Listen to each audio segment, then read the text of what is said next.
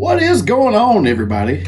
Chapel here again. I know you've heard this repetitiveness so much, yet again. It's like my saying, I think, every time I do these videos. But welcome to another episode of Chapel's Concert Chronicles.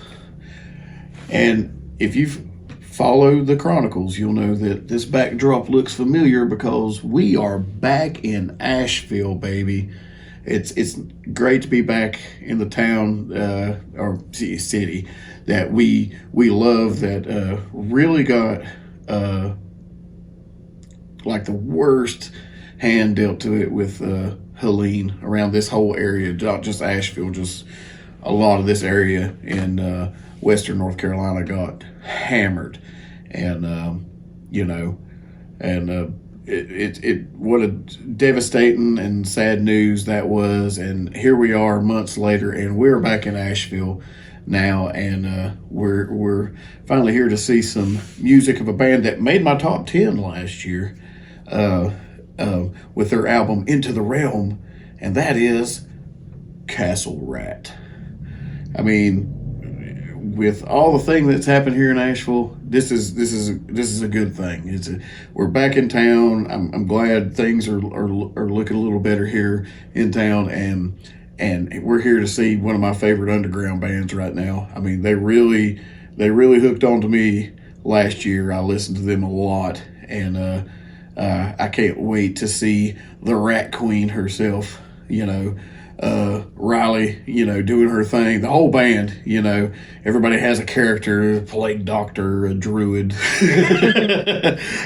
It's just, basically medieval fantasy doom type stuff. And I absolutely love it. I can't wait to experience it live. I'm really excited to see these guys live and see what they do. I've always seen video of them online playing, and this is going to be great. I wish we knew who else was going to be here. Nobody else is on the event, but the event is from 8 to 11, so we know there's some other bands there. But hopefully everything's going to be badass tonight. So we're going to be at Eulogy to see this show, which is the first time we've been to Eulogy. We've been to Burial a lot. Every time we come to Asheville, we try to come to Burial. It's probably one of our favorite breweries here in Asheville. I always like to represent them. I usually have a hat on by them a lot. I love to put that out there. I love those guys. But it's nice to be at their other place, Eulogy, which is like a restaurant, bar, club type atmosphere. So I know they have bands, and I know they have a restaurant. So I can't wait to get there. Lady Chapel, she can't wait as well. Cannot wait. I know you can't tell right now because she's recording this, but she's wearing an Electric Wizard t-shirt, and she's never been hotter. I love me some Electric Wizard. So anyways, everybody, so let's get on down to the show, and we will see you there.